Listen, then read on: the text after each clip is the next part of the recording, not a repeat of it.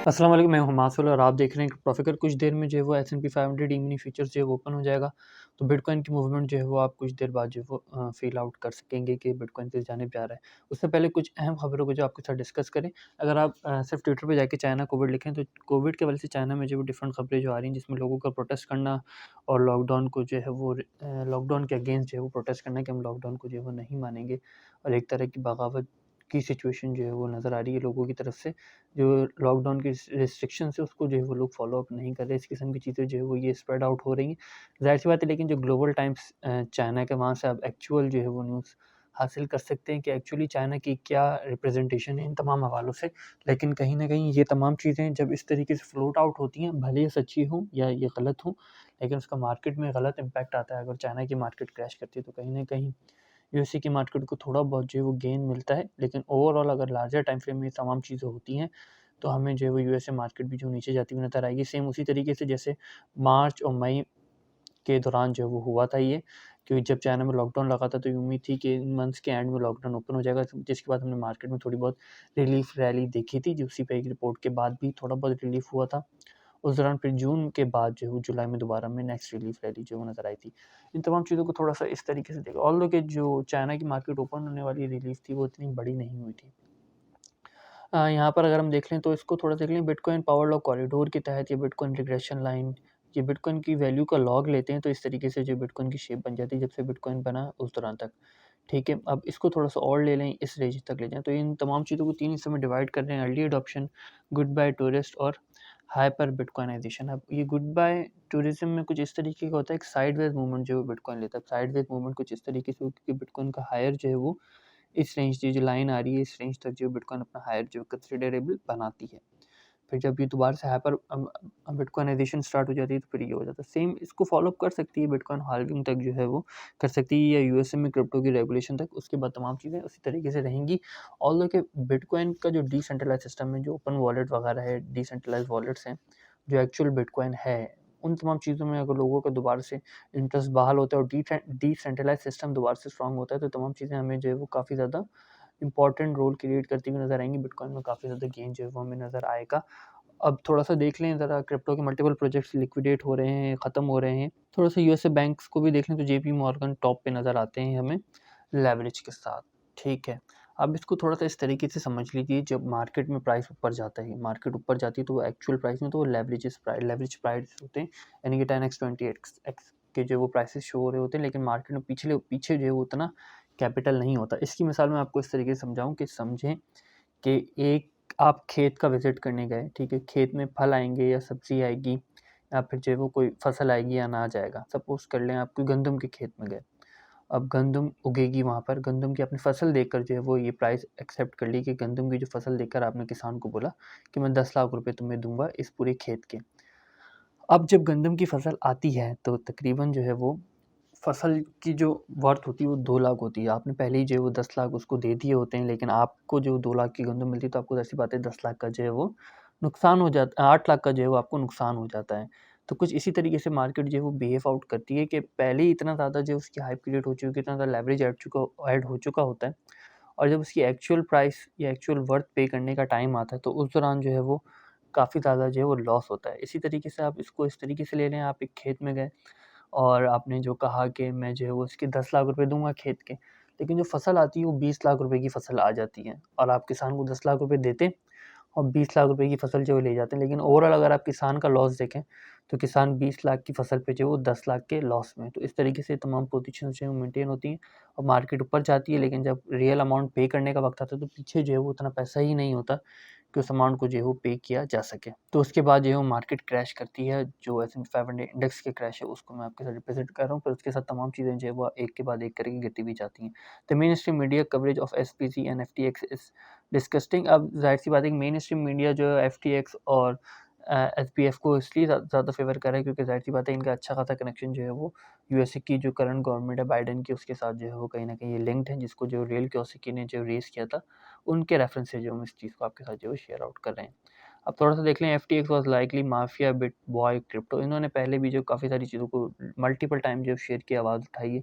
Bitcoin के FTX के हवाले से भी, बाइनेंस के हवाले से भी और मल्टीपल एक्सचेंजेस के हवाले से जिन्होंने बिटकॉइन को मैनिपुलेट करी थी प्राइसेस को। अब इसको थोड़ा-सा समझ लीजिए, बिटकॉइन में दोबारा से रिलीफ रैली आती है तो वो इस रेंज तक जो होगी, फिर क्वार्टरली दोबारा से नेक्स्ट क्रैश जो है वो इस रेंज तक जो है वो हमें देखने को मिलता है। अगर sideways long term sideways movement रही तो अच्छी खबर लार्जर टाइम फ्रेम में नहीं आई, जो कि डेली या वीकली टाइम फ्रेम होना चाहिए कम से कम खबर उस हिसाब से होनी चाहिए, पिवट हुए किसी दिन की खबर हो। अब लेकिन जो अगर आप रियलिटी को देखें तो मोर्टाज रेट जो था, जो इस साल के शुरू में था 3% है, लेकिन इस वक्त जो वो तकरीबन 7% इंटरेस्ट रेट को बढ़ाने में अभी कुछ इस तरीके से, और सिर्फ अगस्त का ही देख लें तो 4% है, और इस वक्त अगर आप इसी को देख लें तो 5.4% है, जो 5.52 था अगस्त में, वो इस वक्त जो राउंड अबाउट तकरीबन 7 के करीब है।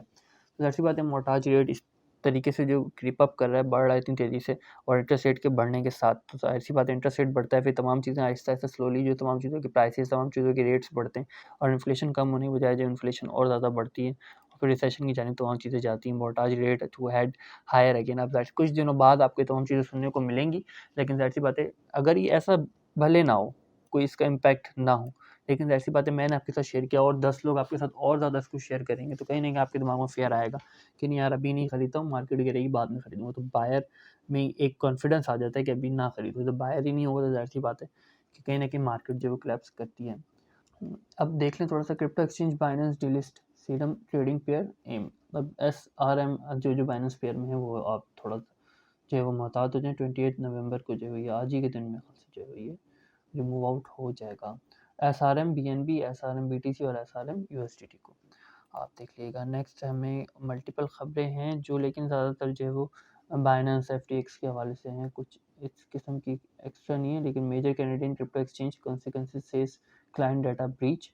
तो ये सेंट्रलाइज सिस्टम में तमाम चीज़ें होती हैं। जब वेब 3.0 या वेब 5 आ जाएगी तो ये क्लाइंट डाटा ब्रीच जैसी सिचुएशन हमें देखने को नहीं मिलेगी, क्योंकि क्लाइंट का डाटा जो क्लाइंट के पास ही होगा। सिर्फ क्लाइंट अपने वॉलेट और की एड्रेस से जो वो सोशल मीडिया प्लेटफॉर्म्स और वेबसाइट्स को जो एक्सेस करेगा, सेम उसी तरीके से जैसे कि मेटामास्क के पास कुछ भी आपको मौजूद नहीं है। आपको जो कुछ भी है वो आपके पास मेटामास्क की वॉलेट में की सूरत में मौजूद है। अब थोड़ा सा आगे आ जाएं तो yesterday Binance allocated another 1 billion to the industry recover initiative all in BUSD. अब इसको थोड़ा सा समझ लीजिए, ऑल इन बीयूएसडी तो जाहिर सी बात है कि अगर आप इसको रखें 1 billion to industry recover initiative BUSD, तो जाहिर सी बात है कि इंडस्ट्री रिकवर होगी। तो ये डॉलर में अगर रखते तो शायद समझ में आता, गोल्ड में रखते समझ में आता। बीयूएसडी में रखा तो इंडस्ट्री को ये कंसीडर करें कि बाइनेंस की जो एक्सचेंज है वही इंडस्ट्री है और वही बीयूएसडी है। बीयूएसडी में रखेंगे, ऐसे पर बीयूएसडी में रखेंगे तो बीएनबी के प्राइस हमें काफ़ी ज़्यादा ऊपर जाते हुए नजर आएंगे, क्योंकि बीयूएसडी जितना तगड़ा होगा उतना ही बीएनबी उतना ऊपर जाएगा। अब थोड़ा सा समझ लीजिए, सेम उसी तरीके से यूएसडीटी और टीआरएक्स का जो हमें सिस्टम नजर आता है। चाइना को शेयर कर दिया था। अब थोड़ा सा रियलिस्टिक चीज़ों को देख लें तो चाइना की मार्केट अभी ओपन होगी और पहले ही क्लोजिंग भी जो रेड हुई है। ओपनिंग थोड़ी देर के बाद जो है वो हमें होती हुई नजर आएगी, इसके बाद तमाम चीज़ें क्लियर आउट हो जाएंगी। यूएसडीटी अपने आप को स्टिल मेंटेन रखा हुआ 0.9993 फिगर आपको 999 में नजर आते हैं। उससे हालात आप बेहतर समझ सकते हैं, ऑल्दो कि ये भी नहीं होना चाहिए, लेकिन इस वक्त जो यूएसडीटी का हालत काफ़ी बेहतर है। बीएनबी काफ़ी बेहतर हमें नजर आता है। और उसके बाद अगर थोड़ी सी देख लें तो डाई जो भी एक स्टेबल कॉइन है वो हमें 12 नंबर पे नज़र आता है। मतलब इसमें जो है वो डाई की एल्गोरिथमिक जो कॉइन होता है उसकी जो है वो लोगों में एक तरह का इंटरेस्ट समझ लीजिए, या उसकी डोमिनेंस उस तरीके से इंक्रीज नहीं हुई, क्योंकि स्टिल जो है 12 नंबर इसको होना चाहिए था, कम से कम 6 या 7 नंबर पे होना चाहिए था। जबकि ये टेलर लूना के जो यूएसडी था उस वक्त भी जो है वो ये दोनों साथ साथ ऊपर जा रहे थे। डॉज 16% सेलो 32%। वीकली टाइम फ्रेम में देख लें तो 0.1% का गेन बिटकॉइन ने लिया है वीकली टाइम फ्रेम के हवाले से। अगर पिछले 7 दिनों का देखें तो इथेरियम 2.9 के साथ मौजूद है। अब थोड़ा सा इसको देख लेते हैं फ्लो को, मार्केट का फ्लो देख लें तो मार्केट के फ्लो में नेट फ्लो में डॉज टॉप पर है। बीयूएसडी से इन्वेस्टमेंट निकल के बीटीसी में जा रही है। अब इसको समझ लीजिए, ये बाइनेंस के पास पहले से बीटीसी है और ये बीयूएसडी निकल के जो है वो बीयूएसडी में कन्वर्ट हो रहे हैं। मतलब बाइनेंस एक्सचेंज पर समझ लें बिटकॉइन की एक हैवी बाय हमें बाय जो है वो नज़र आ रहा है। ठीक है, तो बाइनेंस अच्छा खासा बिटकॉइन जो है वो कलेक्ट कर रहा है। अब देखते हैं बाइनेंस क्या करता है। यूएसडीटी की ज़्यादा इन्वेस्टमेंट डॉज और इथेरियम में जो है वो जा रही है, जो कि वर्ल्ड वाइड होती है। यूएसडी से इन्वेस्टमेंट जो है वो बिटकॉइन और डॉज में जो है वो जा रही है, एक्सएलएम में भी जा रही है। सेल्फ फ्लो में देख लें तो डॉज से इन्वेस्टमेंट निकल के बीयूएसडी में जा रही है। इसको थोड़ा सा समझ लीजिए, थोड़ा टाइम टेकिंग है। यूएसडी से आप डॉज खरीद रहे हो, लेकिन जब डॉज बेच रहे हो तो डॉज को आप बीयूएसडी में बेच रहे हो, मीन्स दैट कि डॉज बाइनेंस एक्सचेंज पे सेल ऑफ हो रहा है और मल्टीपल एक्सचेंज पे जो बाय ऑफ हो रहा है, मतलब वो बाइनेंस भी हो सकती है, ओकेएक्स भी हो सकती है, कोई भी एक्सचेंज हो सकती है जहाँ पे हम डॉजकॉइन लोग बाय कर रहे हैं, लेकिन डॉजकॉइन पर्टिकुलरली बाइनेंस एक्सचेंज पे जो सेल ऑफ हो रहा है इसका, और वो अमाउंट भी यूएसडी की निकल के फिर जो है वो हमें आगे जाते हुए यूएसडी की जानिब जाती हुई जो है वो नज़र आ रही है। अब थोड़ा सा देख लें इथेरियम को, तो इथेरियम का सेल ऑफ प्रेशर में यूएसडी और बीयूएसडी में नज़र आता है। यूएसडीटी में जो नज़र है, ऑल्दो कि बाइनेंस इस वक्त जो वो काफ़ी ज़्यादा इन एक्शन में इस वक्त नज़र आता है वीकेंड टाइम फ्रेम में। अब थोड़ा सा देख लें, आपके साथ एक चीज़ को मैं शेयर आउट कर दूं, 30 दिसंबर को ओपन इंटरेस्ट देखें बहुत ज़्यादा हाई है, तो इस बात के मैक्सिमम चांसेस हैं कि 30 दिसंबर की जो ऑप्शंस की मैक्सिमम प्राइस होगी बिटकॉइन जो है वो इस रेंज के आसपास जो है वो रहे, ताकि एक्सचेंजेस को जो है वो ड्रिबिट को या जिन्होंने ऑप्शंस की ट्रेड लगाई हुई है, जिन एक्सचेंजेस ने ऑफर की है, उनको जो है वो ज़्यादा प्रॉफिट हो। अगर इससे नीचे या ऊपर होता है तो काफ़ी ज़्यादा प्रॉब्लम क्रिएट हो सकती है। ज़्यादा प्रॉब्लम तब क्रिएट होगी जब ये बिटकॉइन की प्राइस से जो है वो ऊपर होगी। अगर मैक्सिमम प्राइस ऊपर होगी तो एक्सचेंजेस को काफ़ी ज़्यादा जो है वो लॉस हो सकता है। बिटकॉइन की प्राइस अगर मैक्सिमम प्राइस ऊपर चली जाती, नीचे रहती, तो कहीं ना कहीं प्रॉफिट एंड लॉस की सिचुएशन में ये रहेंगे। अब थोड़ा सा देख लें फ्यूचर इंडिसेस ओपन हुआ है या नहीं हुआ। तो S&P 500 ई-मिनी फ्यूचर्स की ओपनिंग तकरीबन जो 46 मिनट के बाद होगी, और इसकी ओपनिंग के बाद अगर ये सिचुएशन मेंटेन रखता है तो हमें सिचुएशन बुरी नज़र आई। ऑल्दो कि इसको एक क्लियर टॉप कह सकते हैं, इसको हम विक कह सकते हैं, इस रेंज पे एक क्लियर टॉप कह सकते हैं, लेकिन इस रेंज पे एक जो है एक अच्छी जो है वो वॉल्यूम आया है। कहीं ना कहीं आगे जाके जो है वो इस रेंज पे, इस वॉल्यूम पे जो है वो काफ़ी ज़्यादा बेनिफिट हो सकता है, क्योंकि ज़ाहिर सी बात है कुछ लोगों ने बाय करी, सेल ऑफ किया। अगर वो मार्केट से एग्जिट भी करना चाहेंगे तो नेक्स्ट इसी रेंज को कंसिडर करेंगे जहाँ से वो मार्केट को एग्जिट करेंगे। अगर प्राइस नीचे जाके दोबारा से ऊपर आती है तो नेक्स्ट हम थोड़ा सा देख लें लेवरेज। उसके हिसाब से एक्सचेंजेस को जो है वो लिक्विडेशन के हिसाब से नहीं मिली, लेकिन एक्सचेंजेस को बिटकॉइन जो मिले हैं लास्ट 30 डेज़ में, बाइनेंस को 98,000 के करीब बिटकॉइन मिले हैं, और कॉइन बेस प्रोसेस में 1,22,000 के करीब बिटकॉइन जो है एग्जिट हो चुके हैं। FTX स्टिल प्रेजेंट है 10 बिटकॉइन के साथ, हमें 18 नंबर पे जो है नज़र आता है।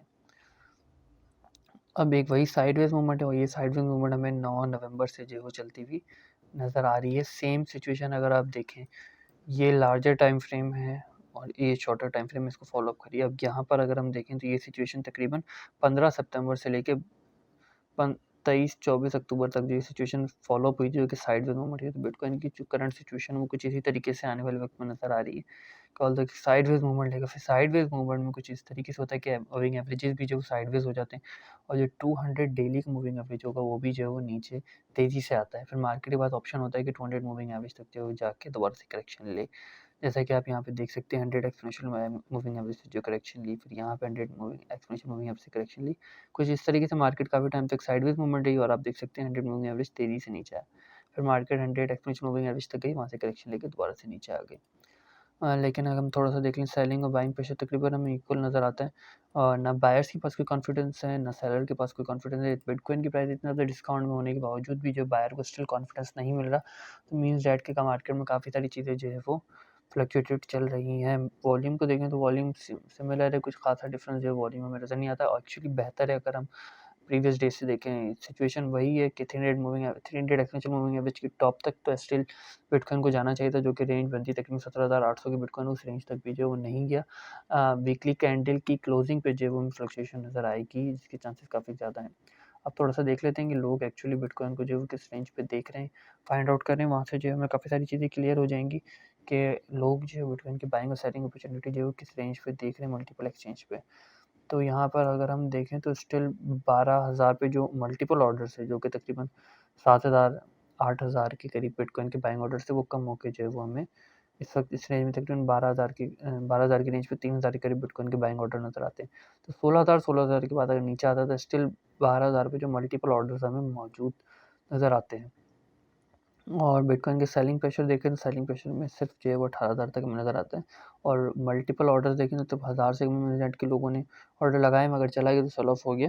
कोई खासी सेलिंग अपॉर्चुनिटी जो है वो लोग नहीं ढूंढ रहे हैं बिटकॉइन के अंदर इस प्राइस रेंज से ऊपर। और सेम सिचुएशन देखें तो वही सिचुएशन हमें नज़र आती है, जो कि तकरीबन हमने आपसे 2 या 3 दिन पहले शो की थी। सेम उसी तरीके से ऑर्डर्स हमें नज़र आते हैं, जो कि 16,800 से लेकर 18,000 तक हैं, और कोई चेंज नहीं है इन ऑर्डर्स में।